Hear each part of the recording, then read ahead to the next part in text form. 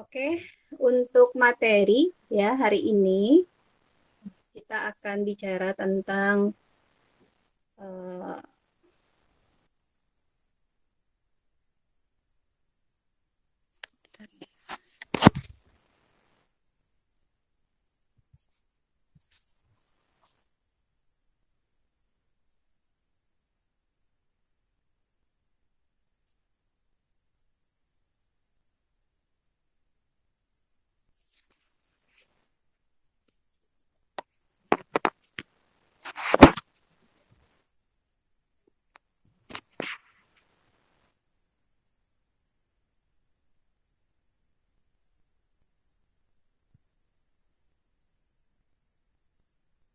sudah bisa kelihatan belum?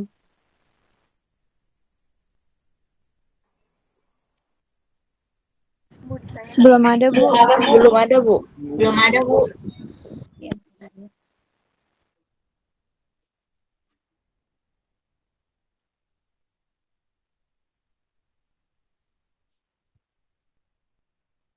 Sudah kelihatan? Kelihatan, Bu. Oke.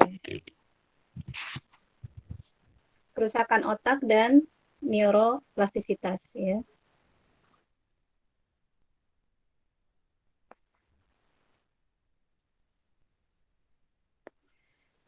Sebelum saya masuk ke pembahasan ini, kalian kan udah masuk ke Fakultas Psikologi nih ya. Nah, saya ingin tanya nih, di antara kalian yang ada di sini, sudah pernah tahu belum? Dalam psikologi itu bagiannya apa aja sih? Bagian-bagian dari psikologi, ya maksudnya ranah-ranah dalam psikologi itu apa aja? Ada yang udah pernah tahu?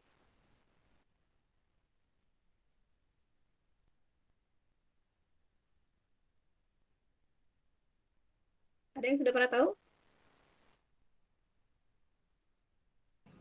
Sudah, Bu. Sudah, Oke, Bu. nah, silakan. Yang sudah tahu silakan. Di ranah psikologi itu ada sosial, Bu. Oke. Terus ada pendidikan. Hmm. Terus ada eh, klinis, Oke, klinis, terus organisasi dan industri, Bu. IO ya, psikologi industri dan organisasi, terus Satu lagi apa ya, Bu? Lupa saya. Forensik bukan, Bu? Forensik, bukan, Bu? ya itu masih termasuk baru ya, yang forensik itu. Ya. Iya. Baik, eh ya sebenarnya sih ada apa namanya itu 4 ranah besar ya yang mungkin ada di dalam dunia psikologi. Meskipun sebenarnya di psikologi itu sendiri eh, ada juga sekarang itu udah mulai dikembangkan tentang psikologi lingkungan, kemudian juga neuropsychology ya, kemudian juga hmm, psikologi apa lagi ya? Ya mungkin itu ya. Ada lagi mungkin psikologi positif ya. Kalau di Universitas Mercu Buana kita masuk apa namanya uh, ranah besarnya yang ingin kita bangun adalah psikologi positif gitu ya.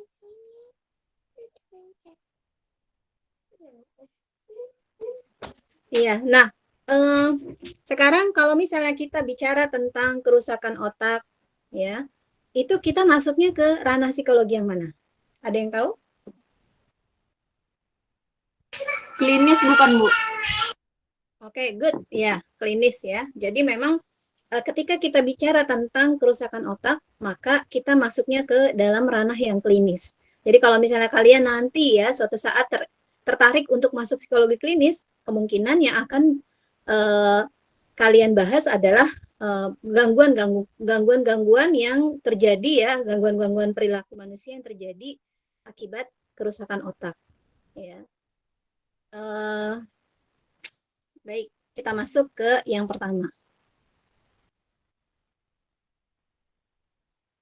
Oke, kerusakan otak ya itu eh, bisa disebabkan oleh pertama karena memang di dalam otak sendiri itu ada bagian-bagian yang rusak ya. Jadi ada beberapa hal yang akan kita pelajari di sini dalam materi kali ini. Yang pertama penyebab kerusakan otak, ya. Ini ada 7 yang akan kita bahas, ya. Tapi kita bahas hanya sekilas saja karena memang kita bukan orang kedokteran, ya. Dan kita nggak bahas ini secara mendalam. Tapi asal kalian tahu dan apa akibatnya gitu ketika kerusakan otak ini terjadi pada seseorang, ya. Kemudian yang kedua, ini kerusakan otak yang disebabkan oleh penyakit neurologis, ya, karena ada gangguan syaraf. Ya. Nanti ini juga akan dibahas. Lalu mungkin kita akan bahas sedikit saja tentang neuroplastisitas dan pengobatan pada kerusakan central nervous system atau sistem sistem syaraf pusat. Ya, sistem syaraf pusat berarti adanya di mana? Kalau kita bicara tentang sentral, berarti adanya di otak ya. Udah lupa ya. Kan kita waktu pertemuan kedua kalau nggak salah ya, atau ketiga ya, kita bicara tentang central nervous system dan peripheral nervous system ya, sistem saraf pusat dan sistem saraf tepi. Ya, sistem saraf pusat berarti kita bahas semua yang berada di otak ya, syaraf-syaraf yang bekerja di dalam otak kita. Sedangkan sistem saraf tepi yang keluar dari otak kita ke seluruh tubuh ya. Baik, kita lanjut lagi. Kita masuk ke dalam bagian yang pertama, penyebab kerusakan otak. Ya.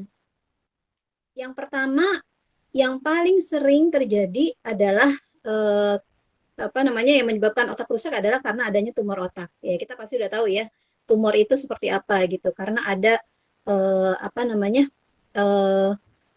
zat yang tumbuh ya, atau sel-sel yang tumbuh di dalam otak kita gitu. Secara harfiah artinya adalah pertumbuhan baru tumor ya. Kemudian tumor otak ini adalah massa sel yang tumbuh secara independen pada bagian tubuh lainnya. Nah, sekitar 20% tumor yang ditemukan dalam otak manusia itu adalah meningioma atau tumor jinak. Tumor jinak itu berarti kalau misalnya dia dipotong atau dioperasi, maka dia tidak akan berkembang lagi gitu. Karena dia sifatnya jinak.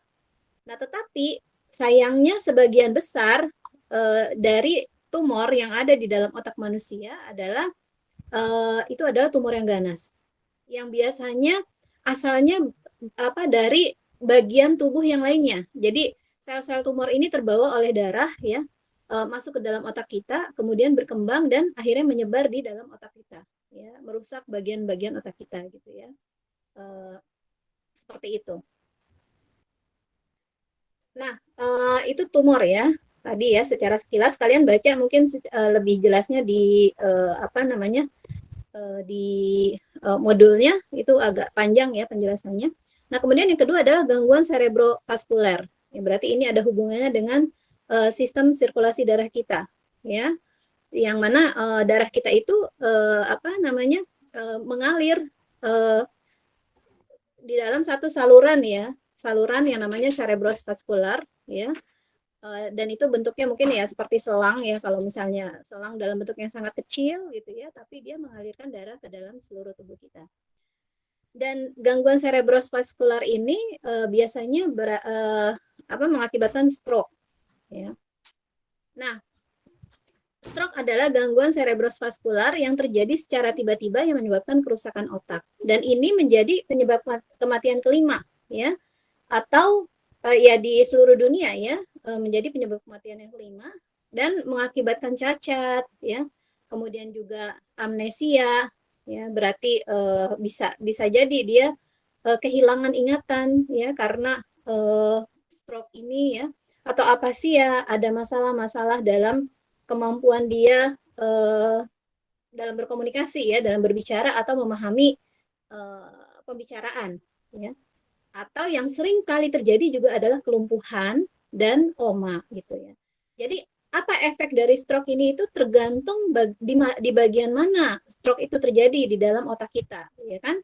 Kemarin kita sempat belajar tentang bagian-bagian otak yang berfungsi sesuai dengan tugasnya masing-masing, ya kan? Ada yang otak yang khusus untuk melihat, ya. Kemudian ada yang untuk mendengar, kemudian juga ya pokoknya kelima sistem indera kita itu di bagian otaknya diolah di tempat yang berbeda-beda. Ya. Kemudian ada dua jenis utama dari stroke itu. Yang pertama adalah pendarahan otak dan yang kedua adalah iskemia cerebral. Yang dimaksud dengan pendarahan otak ya terjadi ketika pembuluh darah otak itu pecah dan darah merembes ke jaringan saraf di sekitarnya dan merusak jaringan sekitarnya tentu ya. Nah, penyebabnya itu adalah aneurisma ya. Aneurisma itu seperti dia kayak mengembang mirip balon ya yang terbentuk di dinding arteri pada titik di mana elastisitas dinding arteri itu rusak. Jadi dinding arteri itu dinding saluran darah kita gitu ya. Itu kan sebenarnya sangat lembut sekali gitu. Jadi dia bisa mengembang atau mengempis gitu ya. Tetapi ketika terjadi aneurisma ini, maka dia akan mengembang mirip balon, ya, mengembang mirip balon, dan akhirnya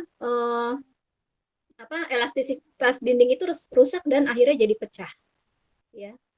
Jadi ingat pipa ya, saluran pipa yang bisa mengembang terus mengempis gitu ya, tergantung dari banyaknya atau derasnya aliran darah yang masuk gitu ya. Maka di sini aneurisma ini dia mengembang seperti balon dan akhirnya pecah gitu ya. Nah, aneurisma ini bisa bawaan ya, hadir saat lahir atau bisa terjadi akibat paparan racun atau infeksi vaskular. Nah, kemarin itu sempat saya ada kajian ya di grup komunitas yang kebetulan saya bikin grup komunitas ya dengan teman-teman yang lainnya.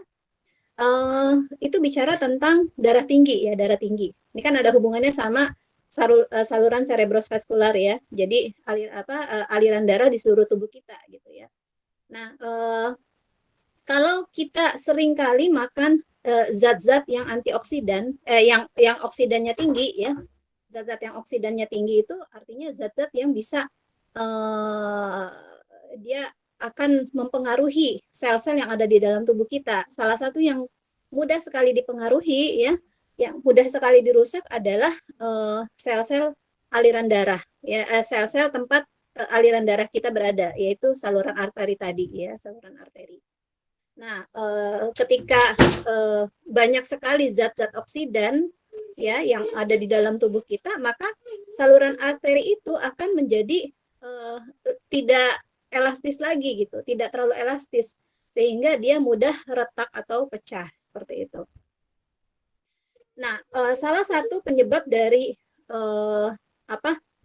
penyebab dari tadi ya zat-zat oksidan ya yang bisa merusak arteri itu adalah rokok ya, alkohol ya, hipertensi gitu ya, atau juga misalnya makanan-makanan junk food ya, atau juga makanan yang banyak pengawetnya, penyedapnya, itu termasuk makanan-makanan yang kadar oksidannya tinggi. Jadi kita mumpung ya kalian masih muda itu jadi lebih berhati-hati gitu ya terhadap makanan yang masuk ke dalam tubuh ya, jangan sering-sering makan yang banyak pengawetnya ya, kayak mungkin mie gitu ya, mie dengan berbagai macam mereknya itu, atau juga mungkin junk food gitu ya. Jadi kita lebih banyak memakan makanan yang sehat gitu. Kemudian juga yang kedua adalah iskemia cerebral ya. Iskemia cerebral adalah gangguan suplai darah ke area otak ya.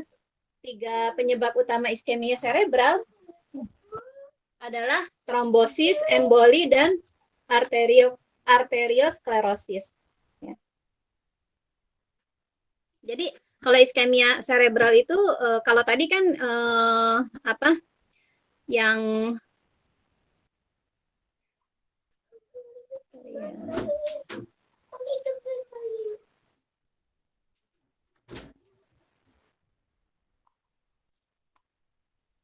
kalau yang sebelumnya itu kan kita bicara tentang ini ya, pendarahan otak ya. Ya, itu karena tadi ada kerusakan dalam pembuluh darah. Nah, sekarang kalau yang kedua adalah iskemia cerebral. Iskemia cerebral itu gangguan suplai darah ke area otak ya. Jadi ada gangguan suplai darah ke area otak kita. Suplai darahnya itu nggak lancar gitu ya. Nah, ada 3 penyebab utama dari iskemia cerebral. Yang pertama adalah trombosis ya. Trombosis ini adalah sumbat yang disebut trombus, ya, terbentuk dan menghalangi aliran darah di tempat pembentukannya. Nah, trombus ini dapat terdiri dari bekuan darah, ya, darah yang membeku, ya, atau darah yang kurang encer, ya. Kadang-kadang kalau misalnya kita sering dengar ada obat pengencer darah gitu, ya, karena ternyata darahnya itu tidak encer dan sulit untuk mengalir, ya, di saluran arteri itu. Nah, kemudian lemak, ya, penyebabnya juga karena ada banyak lemak yang kita makan gitu, ya, minyak gitu, gelembung udara, sel tumor, atau kombinasi dari semua itu, ya. Nah, itu bisa menyebabkan terjadinya iskemia cerebral. Nah, yang kedua, emboli adalah kasus yang sama seperti trombus tadi, ya, atau trombosis tadi. Tetapi emboli itu adalah trombus yang terjadi di tempat yang berbeda dari asalnya gitu. Jadi misalnya dalam hari tadi kan darah dari pembuluh yang lebih besar itu, yang dimana dia dibentuk itu, masuk ke saluran yang lebih kecil. Nah, kemudian di sini trombus tadi melakukan perjalanan sampai ke pembuluh darah yang paling kecil ini. Nah, makanya disebut embolus, ya. Nah, kemudian arteriosklerosis, ya. Di sini dinding pembuluh darah menebal dan salurannya menyempit, ya, biasanya akibat timbunan lemak. Ya, penyempitan ini pada akhirnya dapat menyebabkan penyumbatan total pada pembuluh darah. Makanya kalau misalnya kita makan makanan yang, ya, banyak berlemak, banyak minyak, ya, kemudian juga kita kurang minum, ya, yang bisa menyebabkan tadi, ya, pembekuan darahnya, terjadi pembekuan darah, ya, maka itu akan menyebabkan terjadi iskemia cerebral. Nah, lanjutnya adalah closed head injury, ya, atau luka di dalam kepala kita, ya, tetapi darahnya itu nggak keluar. Maksudnya kalau kita luka kan pasti ada keluar darah gitu, ya. Tapi karena lukanya itu ada di dalam kepala kita atau di otak kita, maka darahnya itu nggak bisa keluar karena lapisan otak kita kan tebal, ya, ada skeletonnya gitu, ada tengkoraknya gitu, ya. Jadi darah itu tidak bisa keluar dan dia ada di dalam gitu, ya. Nah, di sini cedera otak akibat pukulan yang tidak menembus tengkorak disebut cedera kepala tertutup atau closed head injury. Nah, memar ini adalah cedera kepala tertutup yang melibatkan kerusakan pada sistem peredaran darah di otak kita gitu. Nah, kerusakan semacam itu menghasilkan pendarahan internal yang menghasilkan hematoma. Namanya hematoma, ya, kerusakan pendarahan internal, ya, pendarahan internal yang menghasilkan hematoma tadi. Nah, hematoma adalah kumpulan darah yang menggumpal di satu organ atau jaringan, dengan kata lain itu adalah memar. Ya. Dan darah dari cedera tersebut menumpuk di ruang subdural, ya. Ya, kalau kita kemarin sempat belajar bagian-bagian otak, ya, ada lapisan-lapisan yang melindungi otak kita, ya. Subarachnoid atau membran arachnoid, ya, cairan cerebrospinal. Nah, di sini ada menumpuknya di ruang subdural atau ruang antara durameter dan membran arachnoid, ya, yang sangat merusak di sekitar jaringan syaraf. Nah, kalau misalnya ada gangguan kesadaran setelah pukulan kepala, ya, atau tidak ada bukti adanya memar lain, ya, jadi memang dia itu kehilangan kesadarannya karena memang setelah dipukul gitu, ya, atau terkena benturan, maka ini didiagnosis sebagai gegar otak. Masuk ke yang keempat adalah infeksi otak. Infeksi otak itu ada yang disebabkan oleh infeksi bakteri, ya. Nah, ini mereka sering menyebabkan pembentukan abses otak atau kantong nanah di otak. Jadi kalau misalnya ada bakteri yang masuk ke dalam otak kita, ya, itu akan sangat berbahaya sekali gitu, karena akan terjadi kantong nanah di dalam otak kita. Makanya kalau misalnya kita mau ke luar negeri, ya terutama misalnya ke Arab Saudi ya, kalau ada yang mau umroh atau haji, itu biasanya disuntik meningitis dulu gitu. Jadi ini untuk mencegah bakteri itu menginfeksi otak kita gitu. Jadi ada pencegahannya. Ya. Nah, uh, bakteri lain yang mungkin juga bisa menginfeksi ke dalam otak kita adalah sifilis. Ya, ini biasanya karena akibat perilaku seks yang tidak sehat gitu ya, sering berganti-ganti pasangan, sehingga apa namanya bakteri itu bisa masuk ya lewat perilaku seksual yang tidak sehat itu ya. Nah, sindrom penyakit mental dan demensia akibat infeksi sifilis ini juga bisa terjadi. Jadi kalau udah terinfeksi bakteri sifilis, itu bisa menyebabkan gangguan mental atau demensia, atau kalau yang demensia itu berarti kehilangan ingatan ya. Lalu yang kedua adalah infeksi viral. Ya, infeksi viral contohnya adalah virus rabies ya. Mungkin kita udah sering dengar kan kalau misalnya ini adalah virus anjing gila ya. Jadi kalau misalnya ada anjing yang memang udah terjangkit virus ini, kemudian dia menggigit orang lain, maka virusnya itu bisa juga menyerang kita. Dan biasanya ada vaksinnya juga kalau misalnya habis digigit hewan, bukan cuma anjing aja ya, ada beberapa hewan kayak misalnya kucing juga, atau beberapa hewan liar ya.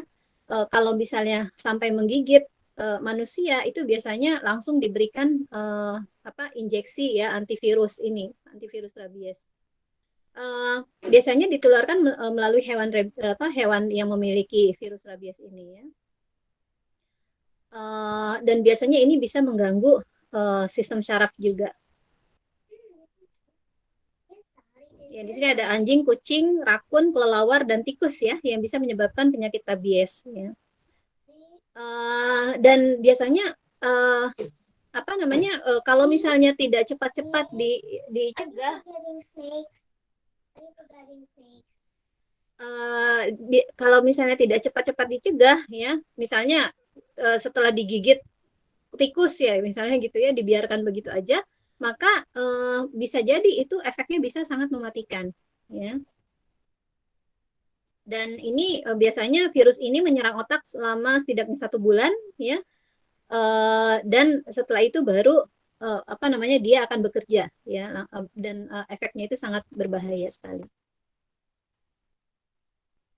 Contoh lain ya virus adalah virus gondongan dan herpes ya. Di sini juga menyerang sistem syaraf kita, dan biasanya ini menyebar juga ke otak ya. Kalau virus ini menyebar ke otak ya. Atau bisa juga menyerang jaringan tubuh lainnya ya. Kemudian yang berikutnya adalah neurotoksin ya. Neurotoksin itu biasanya terjadi karena kerusakan saraf yang terjadi karena berbagai bahan kimia yang beracun yang dapat masuk ke sirkulasi umum dari saluran pencernaan ya, dari paru-paru kita atau melalui kulit. Nah, ini contohnya adalah logam berat seperti merkuri dan timbal. Nah, ini kalau misalnya kita juga perlu berhati-hati juga dengan misalnya merek-merek kosmetik gitu ya, yang mungkin sangat berbahaya sekali sebenarnya tapi nggak ketahuan gitu. Atau kalau dulu ada juga yang keracunan merkuri ya di kasus di satu negara ya, satu desa ya, akhirnya menghasilkan penyakit mental yang kronis ya. Di sini kalau misalnya terakumulasi di otak ya, sering-sering terkena gitu ya, dan secara permanen merusaknya, menghasilkan psikosis toksis ya. Jadi ada penyakit mental kronis yang disebabkan oleh racun syaraf. You forgot snake bite.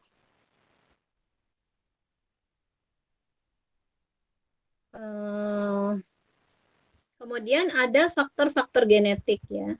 Beberapa penyakit neuropsikologis yang berasal dari genetik itu disebabkan oleh gen resesif abnormal yang diturunkan dari orang tua ke keturunannya. Di sini kecelakaan genetik biasanya penyebab utama lain dari kelainan neuropsychological asal genetiknya gitu ya. Misalnya penyakit Down syndrome ya yang menyebabkan kalau orang yang terkena Down syndrome itu kan ada ciri-cirinya sendiri ya.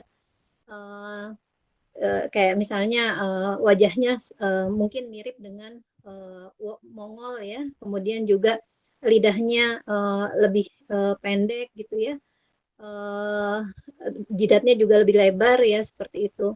Nah, di sini probabilitas melahirkan anak dengan Down syndrome itu meningkat tajam ya seiring dengan bertambahnya usia ibu. Misalnya kalau ibunya berusia 20 tahun ya, usia 20 tahunan, maka probabilitasnya itu 1 banding 1667 orang yang akan melahirkan sindrom Down syndrome tadi ya, anak Down syndrome.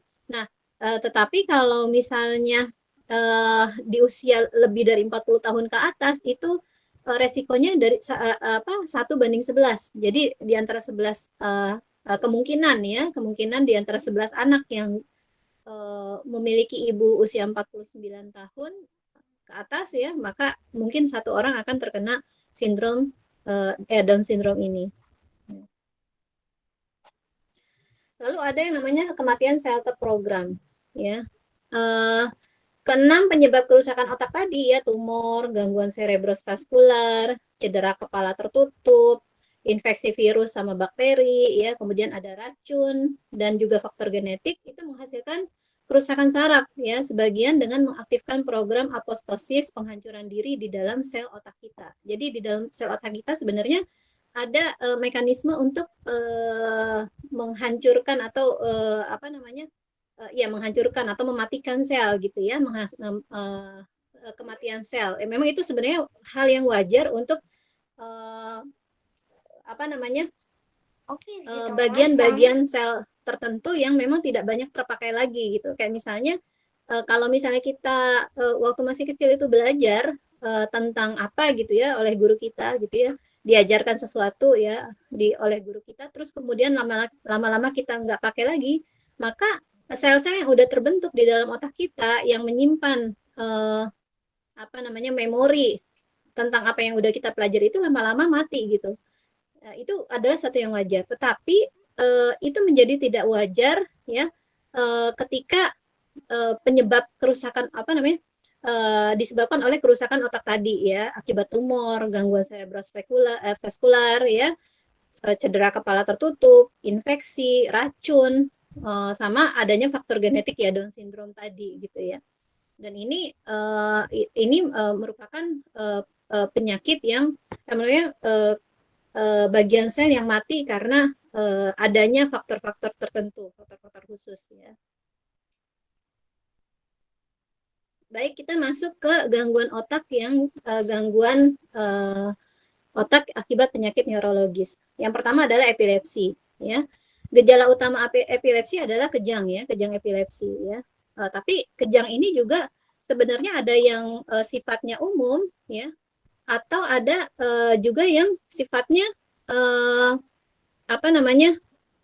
hanya sebagian gitu. Kalau serangan ya di sini serangan umum ya, dia bisa menyebabkan kesadaran sampai ya. Tetapi kalau misalnya gangguan epilepsinya atau serangannya itu khusus ya, nah itu biasanya tidak sampai terjadi gangguan kesadaran, tapi biasanya misalnya dia jadi ada perubahan halus pada pikiran, kemudian berubah suasana hati, kemudian juga mungkin ada tremor di bagian tubuh tertentu ya, tapi tidak sampai kehilangan kesadaran. Nah,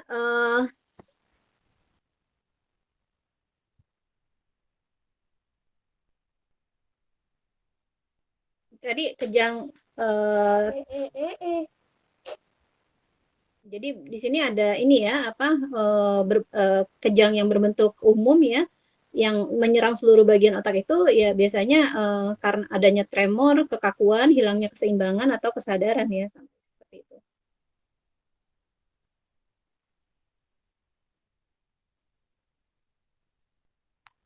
Nah, penyebab kerusakan otak dari epilepsi ini ya, itu biasanya penyebabnya sebenarnya nggak terlalu masih belum terlalu jelas gitu ya, tetapi bisa termasuk gabungan antara virus, ada neurotoksin juga ya, tumor ya, bisa juga pukulan di kepala ya. Nah, lebih dari 100 gen cacat yang berbeda telah dikaitkan dengan penyakit epilepsi ini. Lalu juga banyak kasus epilepsi yang tampaknya terkait dengan kesalahan pada sinapsis penghambat ya. Misalnya sinapsis GABAergic, ini kita belum belajar ya, karena kemarin dilompat. Nah, kita akan belajar di pertemuan ke-7 nanti tentang sinaps ya, dan juga hormon yang ada di otak ya, yang menyebabkan banyak neuron di area tertentu menyala dalam semburan sinkron ya, dalam semburan yang sinkron ya di antara seluruh bagian otak. Nah, banyak orang yang mungkin ya penderita epilepsi ya mengatakan bahwa ada sebelum terjadinya serangan epilepsi biasanya ada yang namanya aura epilepsi. Ya, di sini bisa terjadi dalam berbagai bentuk. Misalnya ada bau yang tidak sedap yang tiba-tiba mengaktifkan indera penciuman gitu ya. Kemudian adanya pikiran-pikiran tertentu, perasaan akrab yang kabur, adanya halusinasi atau dada sesak gitu. Sehingga kemudian baru muncul gangguan yang sebenarnya. Tadi ya sampai pada tremor dan kejang ya, kejang sampai kepada kehilangan kesadaran tadi. Ini ya tadi ya kejang vokal itu yang tidak melibatkan seluruh otak ya. Jadi biasanya tidak menyertai hilangnya kesadaran atau ya kesadaran total. Jadi masih sadar ya. Nah, biasanya di sini ada kejang parsial sederhana dan kejang parsial kompleks. Ya. Yang kejang parsial sederhana adalah kejang vokal dengan gejalanya terutama sensorik atau motorik atau keduanya. Jadi ada bagian yang kejang itu bagian sensori motorik ya. Nah, mereka terkadang disebut kejang Jacksonian ya seperti itu. Sedangkan kejang yang tadi kejang yang vokal ya. Di sini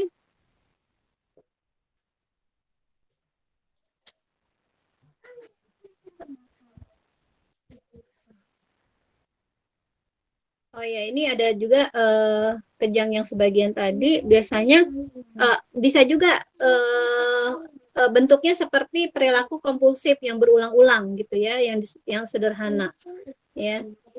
Nah, kemudian kalau yang kedua ya yang namanya kejang umum ya, kejang umum itu biasanya kehilangan kesadaran, kehilangan keseimbangan ya, kejang yang tonik-klonik yang hebat ya, kejang yang melibatkan tonus dan klonus ya, itu bagian-bagian tubuh kita, tulang ya, menggigit lidah, kemudian juga ada mungkin keluar urin juga ya, atau ada sianosis atau membiru karena ekstraksi oksigen yang berlebihan dari darah selama kejang, atau juga kurangnya suplai oksigen ke jaringan, misalnya ke otak.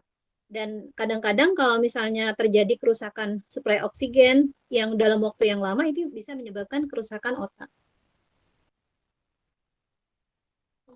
Nah, kemudian kita masuk ke penyakit Parkinson. Nah, ini penyakit Parkinson ini juga termasuk yang sangat ya beberapa kali dibahas ya di dalam biopsikologi ya. Di sini penyakit Parkinson itu adalah gangguan gerakan ya, gangguan pergerakan pada usia parubaya dan tua yang biasanya mempengaruhi 1% populasi di atas usia 55 tahun. Jadi ada 1% dari populasi umat manusia yang terkena penyakit Parkinson ini. Gejalanya misalnya tremor ya, gemeteran gitu, kekakuan otot, sulit memulai gerakan, lambatnya gerakan ya. Wajah itu seperti topeng karena kaku sekali gitu ya. Dan nyeri dan depresi sering berkembang sebelum gejala motorik menjadi lebih parah. Nah, di sini penyakit Parkinson tampaknya tidak memiliki penyebab tunggal. Jadi ada macam-macam yang menyebabkan terjadinya penyakit Parkinson ini ya. Dari mulai DNA yang rusak, ada infeksi otak juga, stroke, tumor, cedera otak traumatis ya, dan juga neurotoksin ya tadi ya, karena ada ada racun yang masuk ke dalam otak ya. Dan semuanya telah terlibat dalam kasus-kasus tertentu dari penyakit orang yang terkena penyakit Parkinson ini. Lalu penyakit Parkinson juga dikaitkan dengan degenerasi yang meluas, tetapi sangat parah di substantia nigra. Substantia nigra itu bagian di dalam otak dalam kita ya, di otak tengah ya, yang neuronnya menonjol melalui jalur higrostriatal ke stratium ganglia basal, ya, ganglia basalis. Ya. Nah, saat ini tidak ada obat yang secara permanen akan menghalangi perkembangan progresif dari penyakit Parkinson ini, ya. Ya, tetapi bisa mengurangi keparahan gejalanya, gitu ya. Jadi tetap aja dia akan terus semakin lama semakin parah, tapi bisa diperlambat gitu ya. Keparahannya itu bisa diperlambat kalau dengan obat tertentu. Kemudian juga penyakit Huntington, ya. Penyakit Huntington ini adalah gangguan motorik progresif, ya, sama seperti tadi ya, Parkinson itu juga gangguan yang progresif yang akan terus makin lama makin parah gitu ya. Nah, tanda klinis pertama dari penyakit Huntington itu seringkali kegelisahan meningkat. Ya. Saat kelainan berkembang, gerakan cepat, kompleks, tersentak-sentak dari seluruh anggota tubuh ya. Jadi bukan otot individu ya yang tersentak-sentak, tetapi seluruh anggota tubuhnya itu akan mulai mendominasi. Jadi kalau misalnya ada orang yang tiba-tiba badannya bergerak-gerak gitu ya, tersentak-sentak ya, tanpa dia bisa mengontrolnya, itu berarti mungkin ya ada gejala-gejala dari penyakit Parkinson Huntington ini. Dan akhirnya terjadi kerusakan mental dan intelektual ya yang parah ya, sehingga penderita itu tidak bisa makan sendiri, nggak bisa mengendalikan kerja-kerja organ tubuh mereka ya, atau bahkan tidak bisa mengenali anak-anak mereka sendiri. Dan ini tidak ada obatnya. Biasanya kematian terjadi sekitar 15 tahun setelah munculnya gejala pertama. Dan penyakit Huntington ini diturunkan dari generasi ke generasi oleh gen dominan yang bermutasi tunggal yang disebut dengan huntingtin. Nah, ini juga salah satu penyakit yang mungkin ya pernah, ini ada di drama Jepang ini, penyakit multiple sclerosis ini ya. Multiple sclerosis merupakan penyakit progresif juga sama ya, yang tadi akan semakin lama semakin parah dan nggak bisa dicegah lagi, yang menyerang mielin akson di sistem saraf pusat kita, ya SSP atau sistem saraf pusat kita. Nah, nanti kalian akan belajar ya tentang bagian-bagian dari sel otak ya, bagian sel syaraf itu ada yang namanya akson atau kakinya si sel itu ya. Nah, mielin itu biasanya adalah lapisan yang menyelubungi akson itu, yang membuat saluran listrik di dalam sel itu akan semakin cepat ya ketika dibungkus oleh mielin ya. Nah, itu menyerang bagian itu, menyerang kakinya sel ya. Kalau saya bilangnya itu kakinya sel gitu ya, tapi namanya akson ya. Ini sangat mengganggu karena biasanya menyerang orang pada awal masa dewasanya dia. Ya, jadi usia-usia awal dewasa itu biasanya dimulai terjadi gangguan ini, ya multiple sclerosis. Nah, multiple sclerosis ini sering dianggap sebagai gangguan autoimun. Ya, mungkin sering dengar ya autoimun gitu ya. Jadi kemampuan tubuh untuk imun itu sulit gitu ya. Jadi mudah sekali terserang penyakit ya seperti itu. Kekebalan tubuh jadi kekebalan tubuh itu menyerang bagian tubuh kita gitu, seolah-olah menjadi zat asing. Nah, pada multiple sclerosis mielin adalah fokus dari reaksi kekebalan yang rusak tadi. Jadi mielinnya yang diserang ya. Lalu penyakit Alzheimer. Penyebab utama dari demensia pada orang tua. Jadi kalau orang tua itu kan sering pelupa ya, bahkan sampai kadang-kadang dia udah nggak inget siapa-siapa lagi gitu ya. Nah itu salah satunya disebabkan oleh penyakit Alzheimer. Tapi penyakit Alzheimer ini bukan cuma pikun aja, dia akan juga menyebabkan turunnya kemampuan individu dalam berbagai hal ya. Kadang-kadang muncul pada individu muda ya usia 40, tapi kemungkinan berkembangnya menjadi lebih besar dengan bertambahnya usianya dia. Dan sekitar 10% orang yang berusia di atas 65 tahun menderita penyakit Alzheimer ini. penyakit Alzheimer ini juga bersifat progresif ya, tadi seperti saya bilang, dia akan terus makin parah ya setiap tahunnya. Tahap-tahap awalnya itu sering ditandai dengan menurunnya memori yang selektif ya. Jadi dia beberapa memori itu seperti hilang begitu aja. Kadang-kadang dia nggak ingat anaknya, kadang-kadang dia nggak ingat cucunya, kadang-kadang dia lupa tempat menaruh sesuatu yang berharga gitu ya. Kekurangan perhatian dan perubahan kepribadian ya, mungkin awalnya orangnya tenang tapi karena ada masuk ke dalam tahap awal penyakit Alzheimer dia jadi sering marah-marah gitu seperti itu, atau dia jadi suka uh, berprasangka buruk kepada orang lain.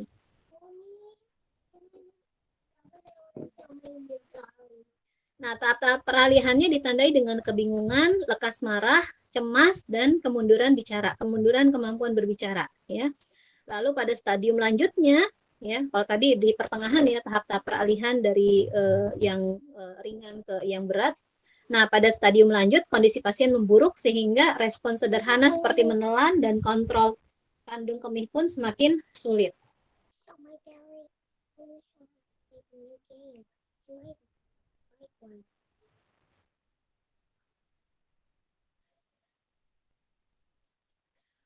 Oke, berikutnya 3 karakteristik yang menentukan dari penyakit ini adalah neurofibrilari yang kusut ya, plak amiloid dan hilangnya neuron. Ini berarti berada di dalam otaknya ya, otak orang yang terkena penyakit Alzheimer ini.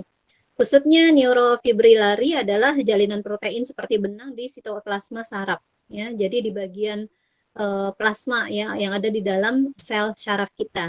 Ya, ya harusnya nih kalian udah belajar ya bagian-bagian sel saraf ya, tapi masih belum ya.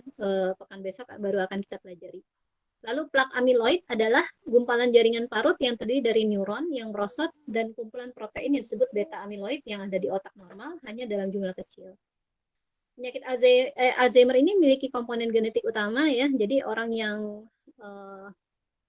di dalam keluarganya ada yang terkena Alzheimer, ya kemungkinan besar ya kemungkinannya 2 kali dia akan terkena juga dengan penyakit Alzheimer itu ketika di usia tua ya.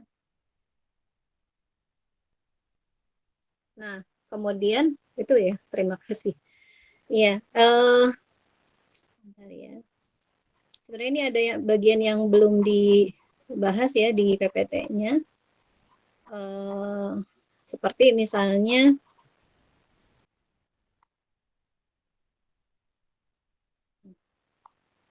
tentang tadi yang tentang neuroplastisitas dan kerusakan pada CNS. Nah, sebenarnya kalau kita bahas tentang neuroplastisitas ya,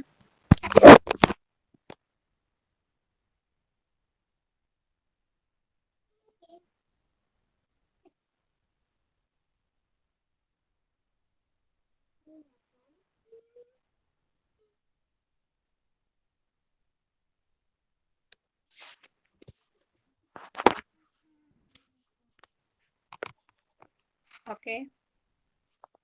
Kalau kita bicara tentang neuroplastisitas, ya sebenarnya untuk orang-orang yang sehat ya, yang tidak terkena penyakit yang tadi udah disebutkan, ketika ada bagian-bagian yang mungkin ya kurang sempurna gitu ya, atau mungkin ada stres ya yang mengganggu kerja otak, itu sebenarnya otak itu bisa melakukan perbaikan diri gitu. Tapi kalau misalnya penyakit-penyakit tadi yang menyerang itu agak sulit untuk melakukan neuroplastisitas itu atau perbaikan diri sendiri gitu ya. Tapi kalau misalnya penyakitnya misalnya PTSD ya, post traumatic stress disorder ya, misalnya karena ada pengalaman buruk sehingga terjadi stres, itu kita ya, otak kita itu bisa memperbaiki dirinya dengan misalnya terapi yang dilakukan oleh psikolog gitu ya. Atau misalnya mungkin ya penyakit-penyakit yang bentuknya psikologis ya, meskipun itu tentu ada hubungannya dengan biologisnya ya, tentang misalnya depresi ya karena kelebihan neurotransmitter tertentu ya, sehingga bisa diobati ya dengan dengan kombinasi antara obat dan dan terapi psikologis. Tapi kalau penyakit-penyakit yang tadi ya, misalnya penyakit Parkinson ya, ada usaha untuk melakukan implan janin ya, pada substantia nigra ya, orang yang terkena penyakit Parkinson ini kan tadi kan masalahnya ada di substantia nigranya dia gitu ya, kekurangan dopamin ya. Nah, itu ada usaha untuk implan ini ya, jaringan sel janin ya. Tetapi ternyata itu ada efek samping yang cukup membahayakan gitu ya. Kemudian bisa juga stem cell ya, yang seperti kemarin kita udah sempat bahas ya, stem cell ya yang diisolasi kemudian di dikembangbiakan dalam kultur sistem jaringan kultur tertentu gitu ya. Kemudian dilakukan transplantasi pada bagian otak yang rusak ya tadi yang di substantia nigra tersebut, itu juga ternyata sangat ada efek sampingnya gitu ya, masih belum berhasil.